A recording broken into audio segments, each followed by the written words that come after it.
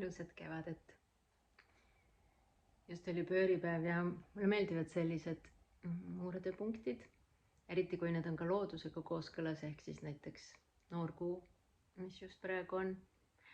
Aga täitsa tavaline rütm, pühapäev, esmaspäev, teisipäev ja nii edasi, või kvartalite rütm, kuude rütm, aastate rütm on ka hästi olulised meile Tauriga, minu abikaasaga.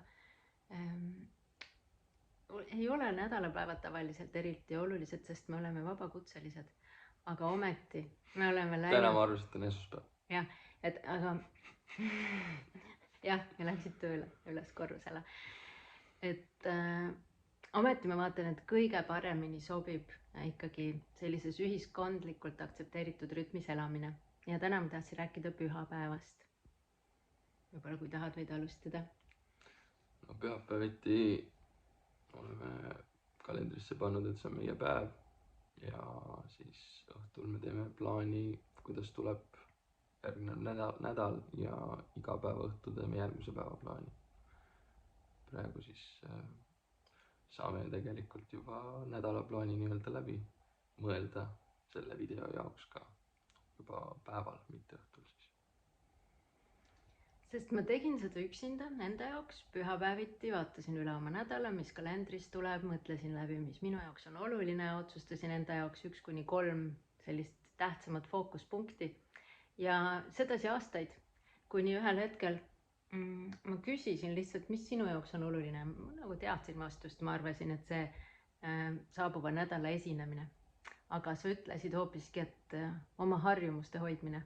Ja sellest hetkest sai see minu jaoks hästi oluliseks, et me jagame pühapäeviti oma nädalaplaane, sest mina võin teada, et sul on esinemine või 2 esinemist nädalas. Ma võin teada, et sul on mingi paigaldus kuskil enne esinemist või mingi sõit. Ja see võib olla kalendris kõige tähtsam justkui, aga see, mis sinu enda jaoks on kõige tähtsam, võib olla hoopis midagi muud. Ja eriti just intensiivsetel töönädalatel võib olla see, mitte see töö kõige tähtsam. Sa muidugi teed selle ära, aga just, et mis sulle endale kõige tähtsam on. Ja seda on partnerina hästi oluline teada. Ja ise ka hästi oluline teada, selles mõttes see on nagu hea küsimus, mida endale esitada või siis partner sulle esitaks. Praegu ma alles hakkangi mõtlema, mis on siis järgmine nädal see kõige tähtsam mulle. Ja kui niimoodi mult küsida, siis tegelikult on treeningplaan paika saada nii, et iga päev oleks trenn ka päevakavas. On minu jaoks kõige tähtsam. Ja minu jaoks ka siin, kuna kvartal lõpeb ja kuu lõpeb, siis mul on teatud e-mailid, mis ma tahan kirjutada, tekstid, mis ma tahan kirjutada, videod, mis ma tahan teha. Ja siis need, mis olidki mu terve kvartali eesmärk, et siis need ära lõpetada, need tekstid. Kuigi tehniliselt võttes näiteks meil tuleb oliiviõli ja meil pole kunagi tulnud 2 alusetäit, ehk siis 2 tonni oliiviõli, mille me ise oma käpakestega ära tõstame. See on see treeningplaani osa siis järgmine nädal. Et need on 20-kilosed kastid. Need täitsa hea trenn, ühekülgne, aga ikkagi hea.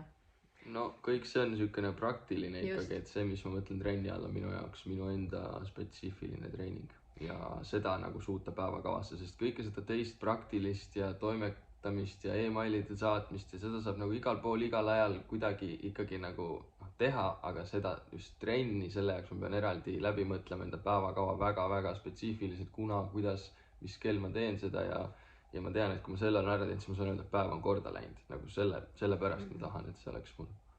Ja et see annaks päevale rütmi ka, sest nagu ma ütlesin, meil ei ole nagu sellist esmaspäevast reedeni mingit tavapärast. Meie ise peame selle rütmi looma, aga siis me peame looma ka, muidu lihtsalt ongi mingi üks olemine ja siis on mingi viimase hetke kriis on ju, et on vaja midagi teha. Ehk siis täna me saame tegelikult võita juba homse sellega, et me teeme plaani, mis homme tulekul ja kogu nädala me saame nii-öelda läbi mõelda ja sellega öelda, et okei, nädal on korda läinud, kui me teeme neid ja neid asju. Ja millega siis teineteist toetada, see aitab ka siis seda infot saada, et kus siis partner toetust soovib või tunnustust soovib või meeldetuletust soovib või midagi sellist.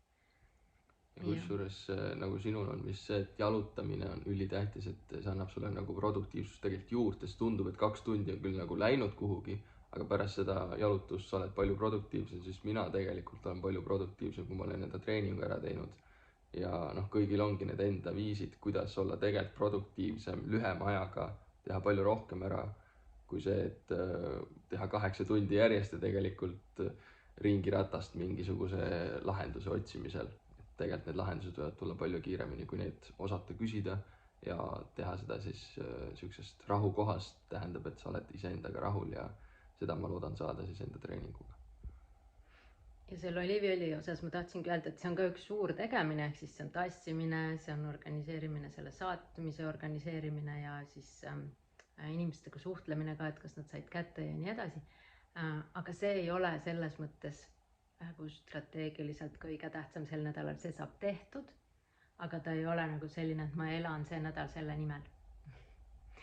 et just see, et mille nimel sa elad ja ärkad see nädal, see on siis see küsimus. Kõik muud asjad saavad ka tehtud, mis sa oled plaaninud ja mis on olulised nagu praktilises võtmes. Ehk siis, mis on sinu selle nädala kõige tähtsam?